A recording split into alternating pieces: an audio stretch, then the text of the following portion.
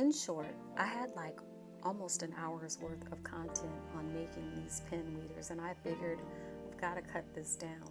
So I really want to just do a quick synopsis of what I'm doing here. I saw these retractable pen weeders when you're working with HTV or vinyl, and I thought, man, I think I can make it. Now, they're not that expensive. I will add that on Amazon. They're fairly inexpensive. However, I figured if I already have a pen that really doesn't write well, why not make it into one of those pen weeders? And that's exactly what I did. I just want to say that I used a pen or a darning needle, not pen.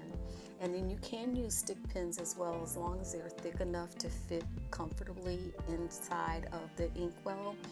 And the way you do that, or I should say the way I did that, was by using a glue gun. So go ahead and check out this video, and go ahead and let me know if you liked it by giving me a thumbs up, and why not go ahead and subscribe, you guys.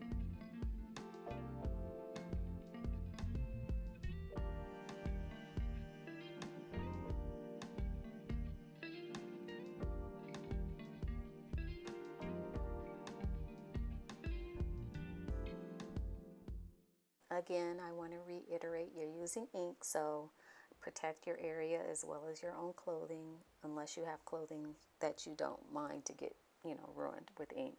That being said, I use these hemostats. They're like tweezers that clamp close to remove the pen nib. You can use tweezers, regular tweezers that is, or pliers. FYI, there will be less footage on the blue pen weeder pen than on the purple and white pen weeder pen. Say that quickly 3 times in a row. I embellished more with the purple and white pen than I did with the blue pen, and looking at the picture, is probably obvious. With that being said, the 2 identical things that I did the same on those pens were simply removing the nib and inserting the pen in the ink well.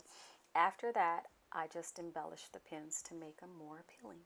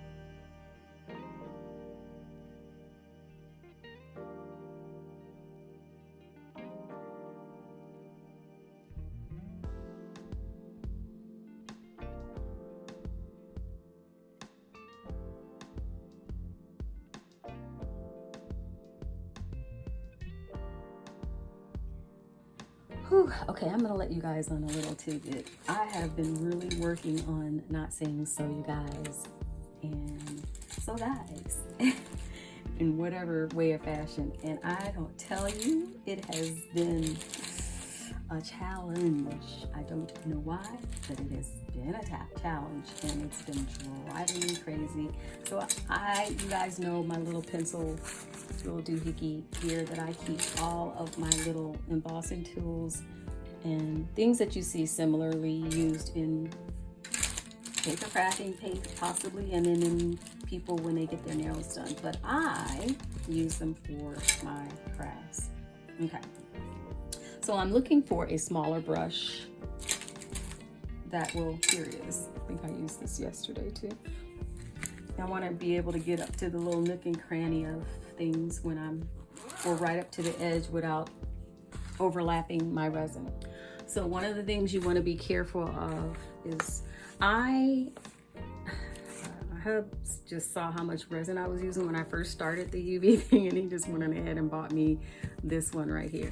So what I do is poke a little hole in it, and then you got to be careful. Don't do too much force, you guys. This little part around here can come loose and you'll have a world of hurt.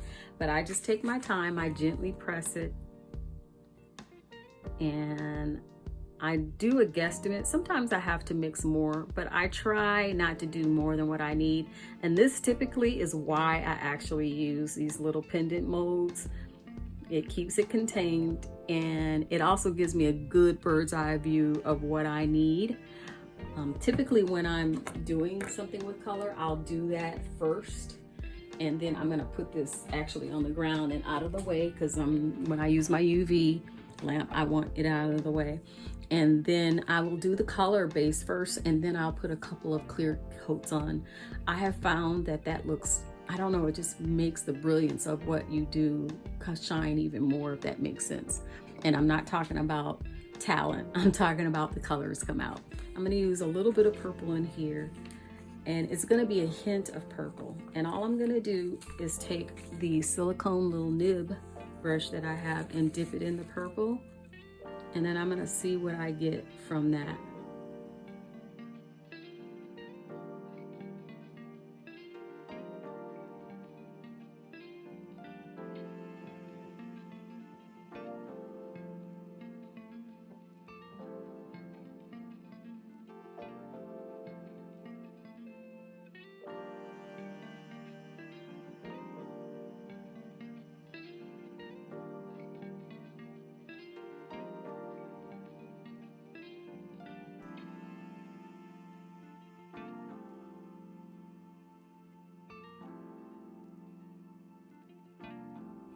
Okay.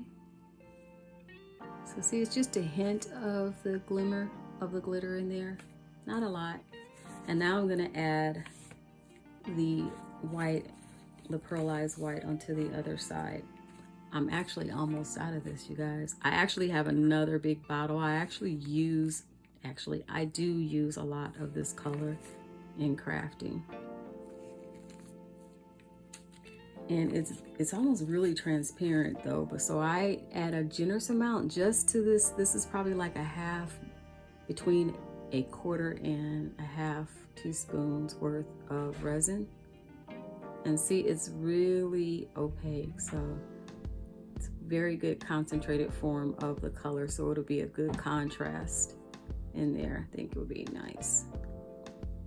Now these are colors I'm not worried about, because the way I'm doing it is a marbling like effect, and it will look okay. It will be very random. I don't think you really want exactness when you're doing marbling. Sorry if I've gotten off camera, you guys, my apologies. I don't have two cameras going, so sometimes it's hard to see when I'm going off the mark. Okay, now let's go ahead and get to the application part.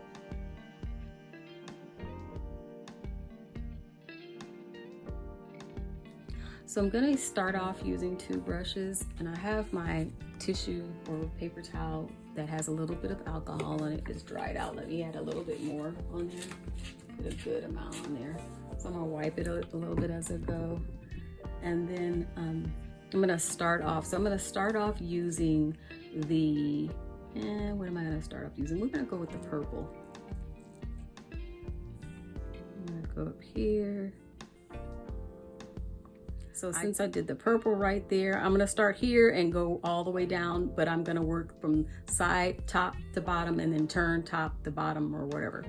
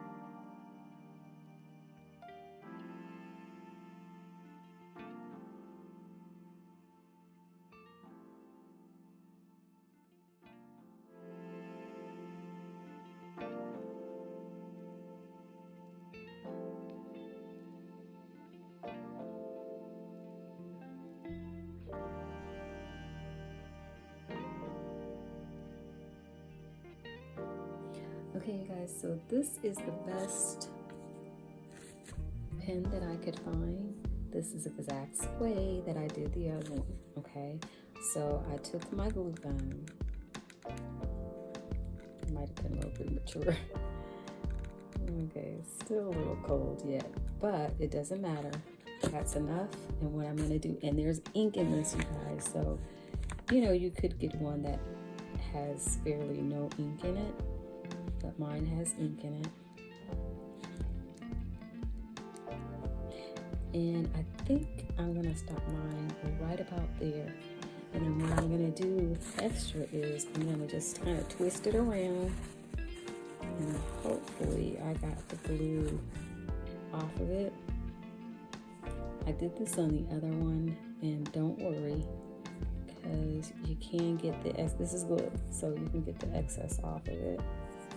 And let me see if this worked. Okay, so it stuck it in there enough. There is a little bit of the ink that's coming up on there, so you just want to wipe it, but it's not a lot. Okay, and then let's go ahead and put the pen back. Oh, and I just want to share that I do go over it once again, and then I take, you can use silicone or paper or something to just I'm just doing this. I'm just rolling it on the paper to get the excess off. You don't want to do this with your finger because you don't want to obviously burn yourself. And I'm just trying to make sure that I seal. If you see, when I touch it, there's no ink that's coming on my fingers, okay? So I just want to make sure that I seal that really well, okay? Because I'm pretty sure there's still ink in the little ink well of whatever you want to call it, in the barrel or reservoir, whatever you want to call it.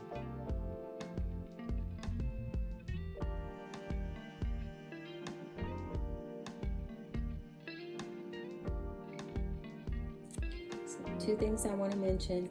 For this pen, I had to use a tapestry or an upholstery pen because the other pens that I had were either too thick or way too thin. So before having to purchase a retractable pen weeder, if you have old pens around the house, consider making your own. That being said, these worked out just fine. You just want to make sure that when you retract the pen that it goes completely inside the inside of the pen so that you won't get yourself stuck.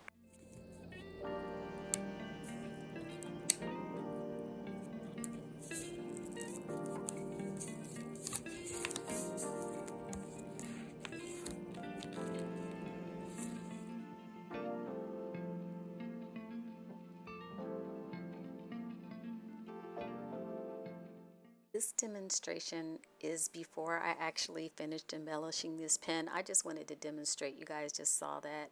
These pen weeders, even bought ones, are very sharp, so be careful. If this video of me making my own pen weeders, I don't like those names, go ahead and make your own and let me know how it turned out. I edited this video on the same day, as you can guess, of the total solar eclipse. My daughter, she didn't drag me out, but she made sure that I would witness this rare moment. And I did. And I brought my phone, which shows the poor quality of the video, but it was still neat to grab. So I hope you guys don't mind me sharing this at the end of the video. As always, I thank you for your investment of time in my video. I know that that's an investment you cannot get back, although I hope you do receive something out of these videos. You guys stay safe and as healthy as possible. Bye-bye.